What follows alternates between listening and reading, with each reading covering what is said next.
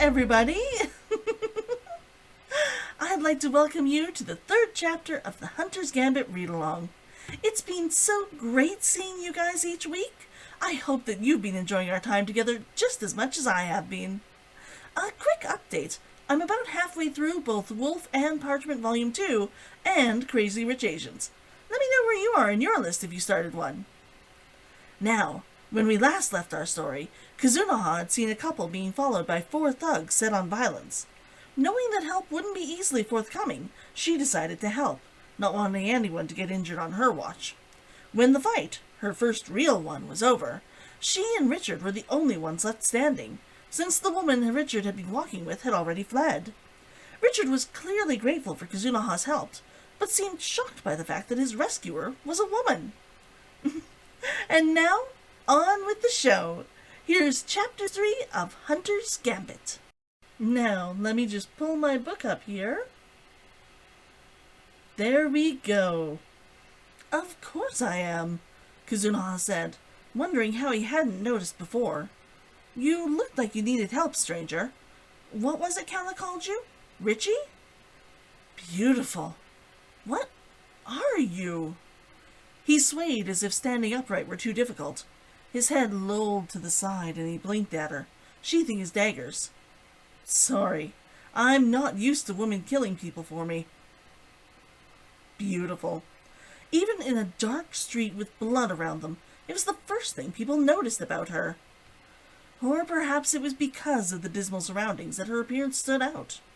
Either way, it annoyed her. She was more than just beautiful.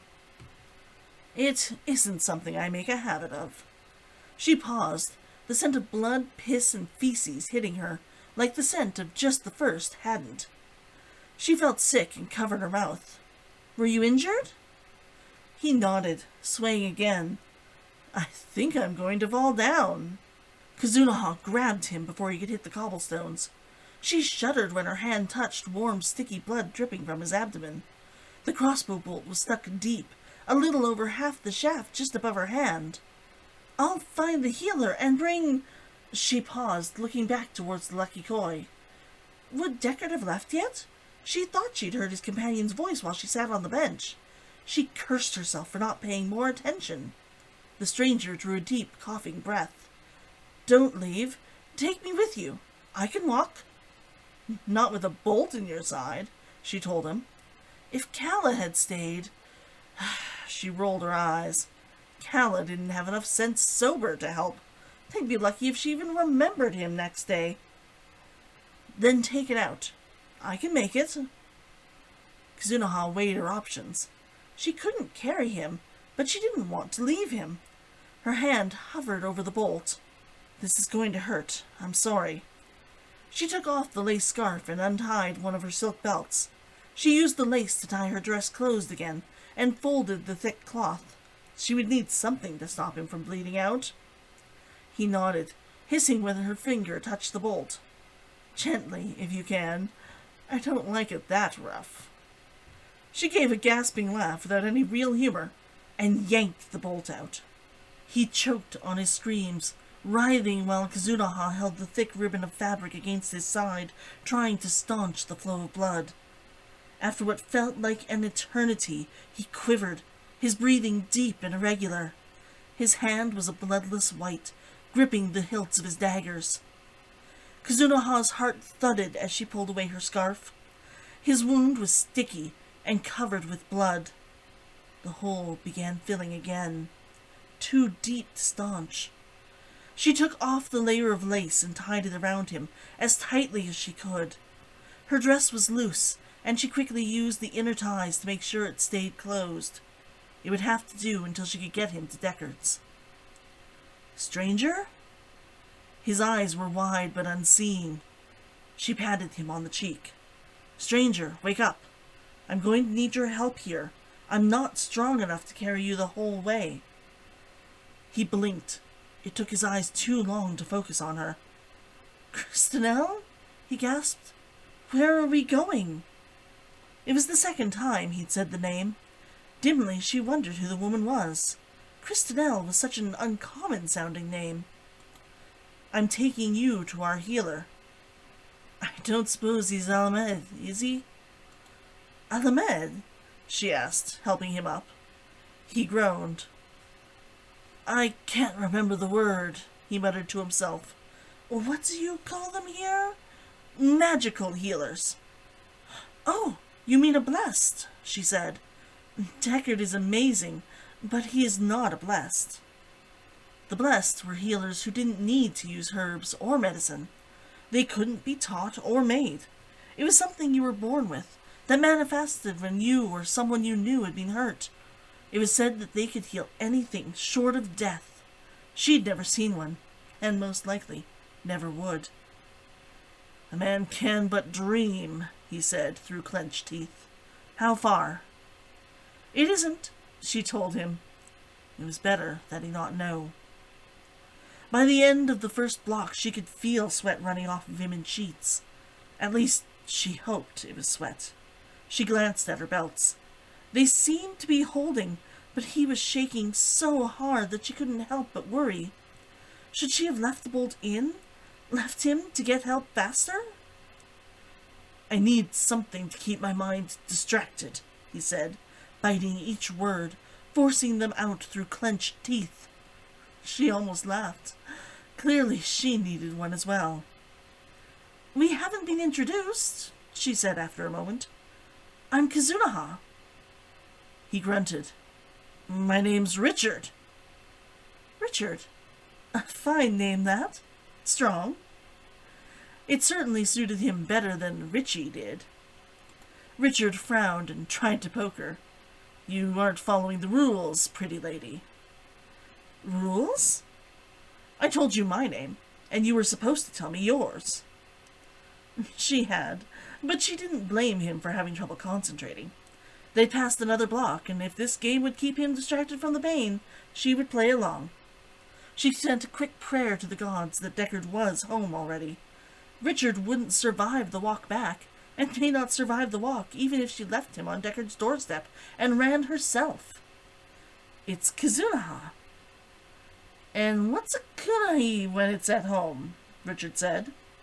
She giggled at his mispronunciation, but stifled it before it could get away from her.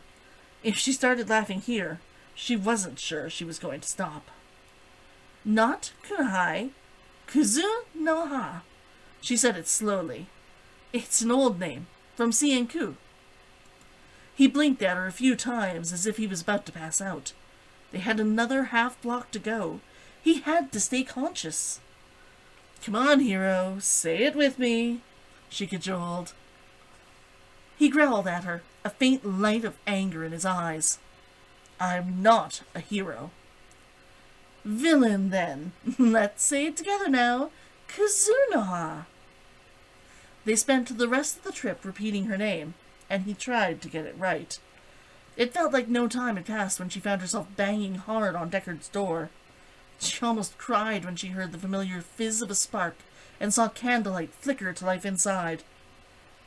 Cardinte won't go into that light, Richard mumbled. The door opened. Kuzu? What in blazes? Deckard said, staring at them both. She grit her teeth.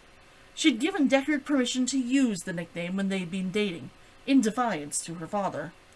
She hadn't thought then what it would be like to have him use it now, years and choices down the road.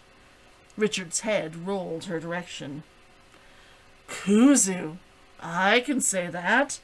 Why didn't you just say that? He's hurt. I had to help, she said. Kitsune-Ken hoped that Richard wouldn't remember the nickname. She could teach him how to say her name correctly when he wasn't bleeding to death. Deckard took Richard out of her hands and carried him to the healing rooms. She'd forgotten how strong he was.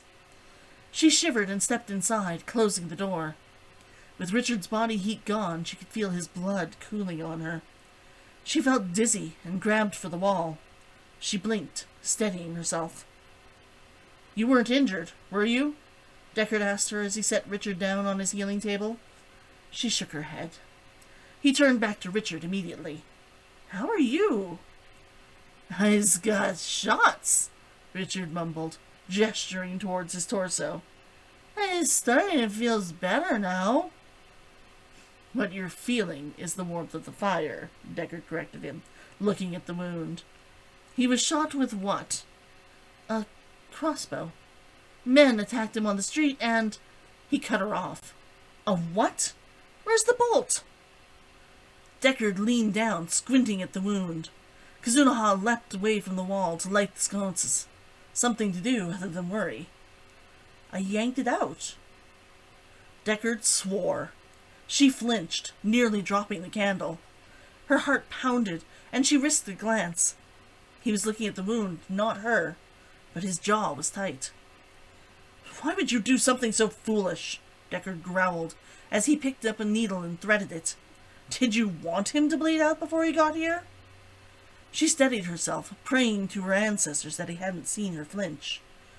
No, I was worried the bolt would do more damage while I carried him here. You should have run here for me, and took me to where he was injured. That would have been the smart thing to do. Deckard grumbled under his breath, and he put the needle down, wiping away more blood. Play nice with Kuzu. Richard's words trailed off. Kitsune-Ken put down the candle holder and ran to his side. Is he... Deckard was holding a damp poultice against his side. No. Unconscious. He's lost a lot of blood, though.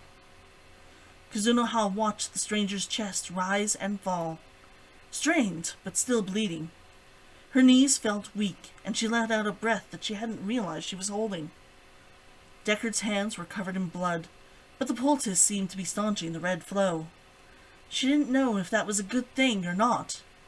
How much blood could a man lose before he didn't have any left? How do you know him, Kitsune-Ken? Deckard asked. I told you. 4 men attacked. You just happened to be with him at the time? Deckard snorted in derision. Why am I not surprised? Had he been anyone else, she would have raged against the slight. But Deckard had earned that right. She'd given it to him 6 years ago when she'd broken his heart. She looked away. This isn't about me. He would have died. Deckard cut her off. He almost did anyway, Kitsune-Ken. With you pulling bolts out of his side and forcing him to walk here? You're lucky I was even here. I could have still been at your sister's majority celebration. Deckard walked out. She heard him using the water pump. The room went blurry, and she wiped away her tears, angrily. It didn't stop the yellow from the walls bleeding together, making everything a soft orange. Richard's eyes flooded open. Where are we? He murmured, trying to sit up. She put a hand to his chest. No, don't move. You're with friends. Deckard will make you better. Richard blinked and shivered. Kitsune-Ken wrapped a blanket around him, wishing for once that Deckard were actually blessed. Then she wouldn't have to worry if this man she'd saved would survive. She sighed. If Deckard had been blessed, he wouldn't be in Hidan. There were only 5 or 6 in the entire country, and at least 3 of those were in the main city of Kainan, living with the noble families there. At least 2 worked directly in the king's employ, promising that the man and his family and friends would never fall to any but the worst of injuries or severe old age. Blessed paid for their gifts with being well-kept prisoners to their master's will. Richard just stared at her. Are you real, Kuzu? She closed her eyes for a brief moment. Kuzu and Kuzu meant the same thing. A weed, and occasionally slang for trash. She would let Deckard call her that, but not Richard. My name is Kitsune-Ken. She kissed him on the forehead. Stay here. Deckard knows what he's doing. Before Richard could respond, she left. And that's it for this week. I loved writing this chapter. There we go, just put that away. In fact, this was one of the few chapters that I first put in my outline for this novel. The idea of a woman having to take a man covered in blood to her ex's home for aid really hit home for me. especially with the way Deckard looks down on her lifestyle. Trying to do the right thing and getting taken to task for it is one of the worst feelings in the world, and I'm glad that I was able to get it across in this chapter. Thank you so much for joining me. I can't wait to read Chapter 4 with all of you next week. What are you reading right now? What was your favorite part of this chapter? Let me know in the comments below or on the FB page. If you'd like to follow me on Instagram, you're welcome to do so as well. Until next week, bye!